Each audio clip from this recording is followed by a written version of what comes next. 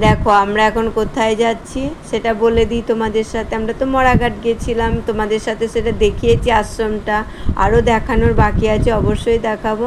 তো এখন তোমাদের সামনে আমি গীতা ভবনটা দেখাবো। এটা কেতুগ্রামে যে মরাঘাট যাওয়ার সময় গীতা ভবনটা পড়ে।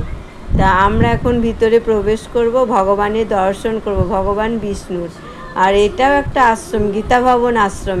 ওটা মরাঘাট আশ্রম ছিল, এটা গীতা ভবন আশ্রম। তা এই আশ্রমটা খুবই সুন্দর, দারুণ সুন্দর জায়গা। আর দেখো আমরা ভিতরে এখন প্রবেশ করব ভগবান বিষ্ণু দর্শন করতে। আর বাইরে তো ভীষণ গরম ছিল, ভিতরে এত সুন্দর ঠান্ডা না, ওকেই বলে ভগবানের জায়গা। মানে মানে মনে হচ্ছে এসি চলছে, এত সুন্দর জায়গা, উঠতে আর ইচ্ছা করছে না।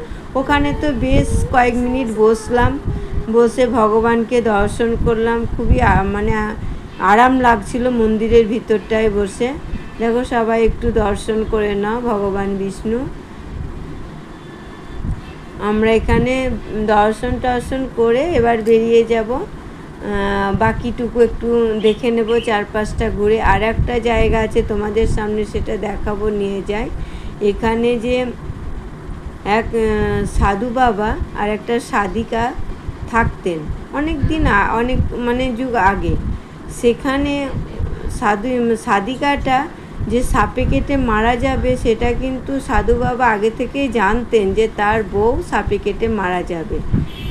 যথাযথ সময় যেতে যেতে একদিন তার বউকে সাপেও কাটলো।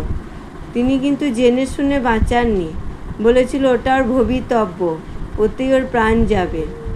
তা সেই জন্যে উনি সব জেনে গেছিলেন যে ওটাই, সাপটাই হলো তার ভক্ষক। ওখানে ওর ওতেই মৃত্যু আছে। এই দেখো, দেখে নাও সাধিকাটা, মানে সাধু বাবার স্ত্রী। এই যে, তা এইখানেই তাদের কুঁড়ে ঘর ছিল, এখন আর নেই।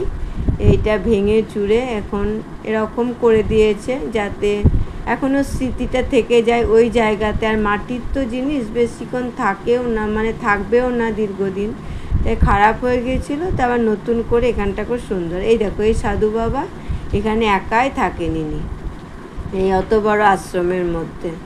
তা গোটা চারিপাশটা ঘুরে দেখলাম, তোমাদের সাথে শেয়ার করলাম। আবার পরের ভিডিও নিয়ে আসবো। টাটা।